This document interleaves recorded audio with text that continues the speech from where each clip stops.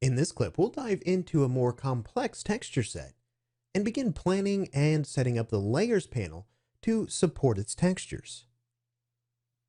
All right, so this is going to be your module for begin file. And in this file, you can see the completed textures for our character's hair objects. Now, this is the textures that we worked toward creating in our previous module. Now, at this point, I'm going to come in, I'm going to hide the body texture set and the hair texture set. And we're going to focus just on the clothing. Now, over here inside of our layers panel, you can see that we have simply the default paint layer. Now, in looking at this texture set, you can see there is quite a lot of detail that lives on this texture set in comparison to the one we did in the last module. That's okay. This is a texture set that we're going to be working on in this module and the next module. So the first thing I like to do whenever I'm approaching a complex texture set like this one is I like to think about the game plan or the roadmap for creating these textures. What are the areas that we're going to group together that need to be textured? Now, this is something you'll want to consult with the concept art for. But again, to start things off, we're going to create some layer groups. So I'm going to come in here and create 6 groups, just like so. And I'm going to show you the areas that I'm going to divide this up into. So the first area down here, we'll go ahead and call this pants, because this is where I'm going to put all the textures that are going to be applied to our character's pants. Likewise, we'll go ahead and create another group here and call it shirt. Just like so. Now let's go ahead and for this third folder, we'll go ahead and call this something like leather. Now in looking at the geometry here and looking at the concept artwork, there are areas like this strap that holds his shoulder armor on, or his belt, or even his gloves or boots, that all look, based on the concept artwork, to be made out of the same leather material.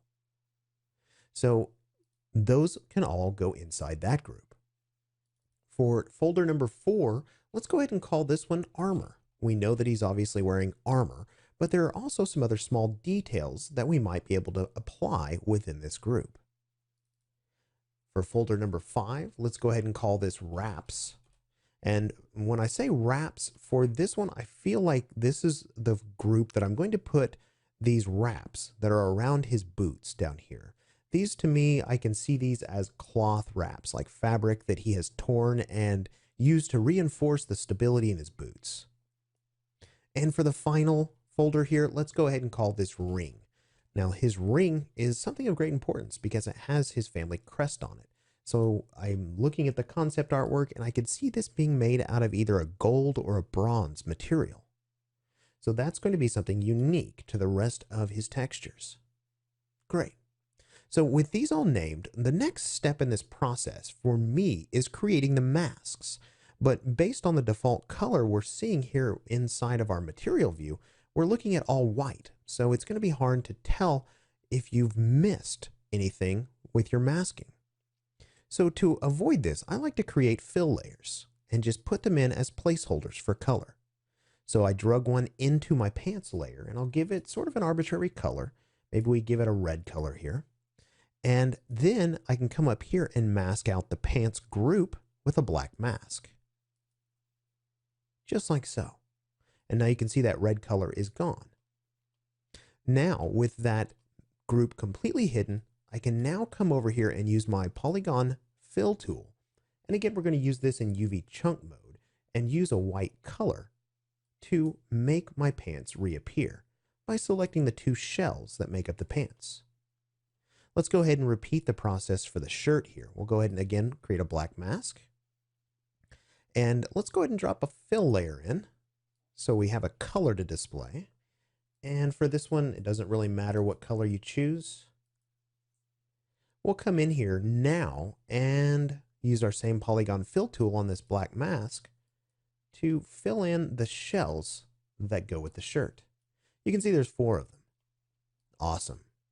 So moving on to the leather, again, creating a black mask, dropping a fill layer inside the group, giving that fill layer some kind of a color, and then again, using our polygon fill tool to come in here and begin picking out the leather pieces. So I know the boots are going to be leather. So we can color all those shells purple. I know the gloves are going to be leather, and there's 3 shells per glove. And the gloves, by the way, are overlapping, so you only have to select one of the gloves, and it should select both of them. We have the belt, just like so. There's 2 shells for that. And then there are these pieces that go around his torso. Awesome. I believe that is going to be all of our leather pieces. Let's move on to armor. Again, dropping a black mask on the group, dropping a fill layer into the group, giving our fill layer a color. Maybe for this one we go with, oh, I don't know. Let's go pink. And then we're going to come in and begin to select our shells. Make sure you have your mask selected. And think about for the armor, there are lots of little shells. Remember, we had several explicit hard edges that we made sure to split the UVs for. So there's lots of little pieces. Don't miss any of them. That's the benefit of having that fill layer in there, is you can see when you've covered a piece with a mask.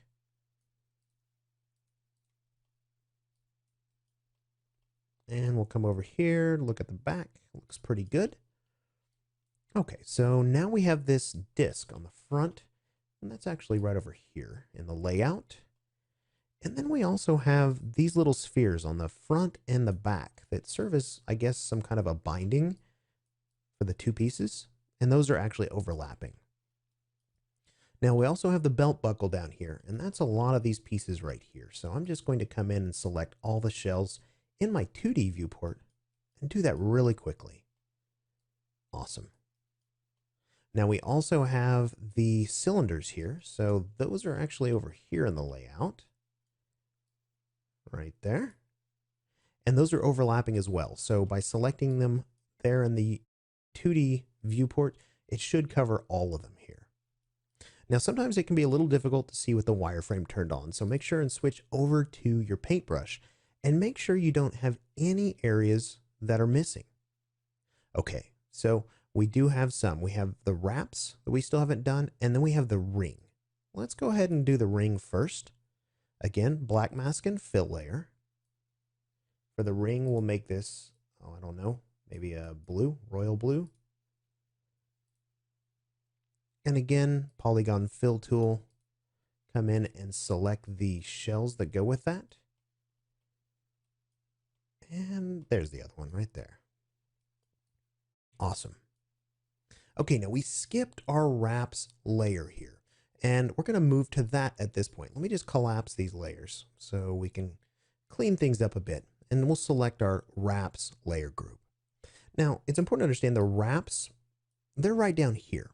And if we look at those in the 2D viewport, they don't have their own shells. So if we were to color those wraps a different color with this polygon fill tool, it would actually color the entire boot.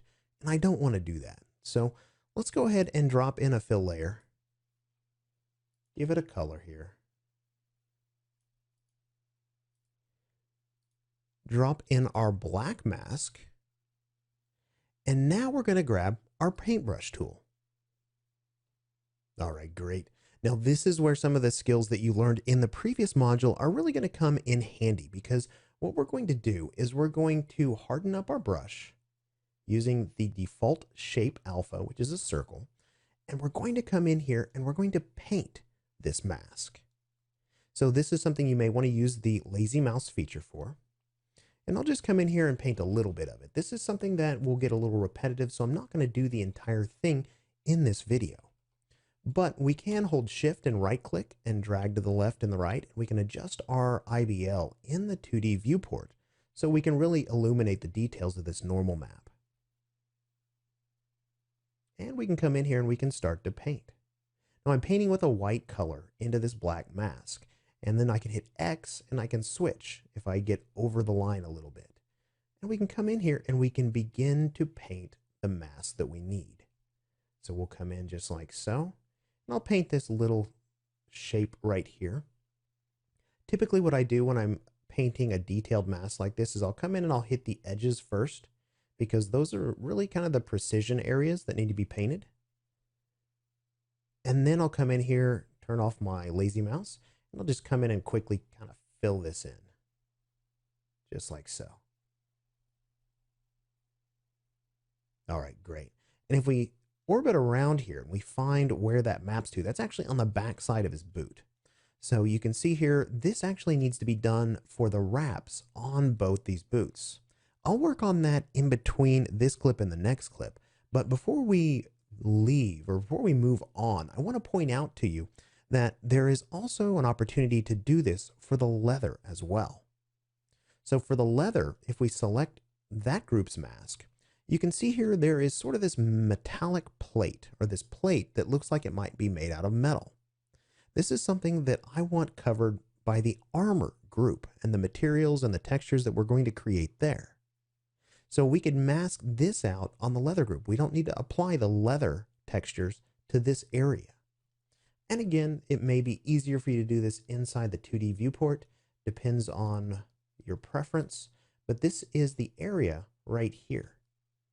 And again, we could come over here and we could begin to paint into this mask. Now for this area, we want to paint black because we want to hide that purple color. And you can see here, it's the exact same process. We're going to come in and we're going to paint out manually that little detail that lives in the very center of this UV shell. Just like so. All right, so with that said, take some time after this clip and paint these masks that we've worked on. I'll go ahead and finish up these masks in between this clip and the next clip, but when we come back in our next clip, we'll begin working on creating the initial textures for our character's pants.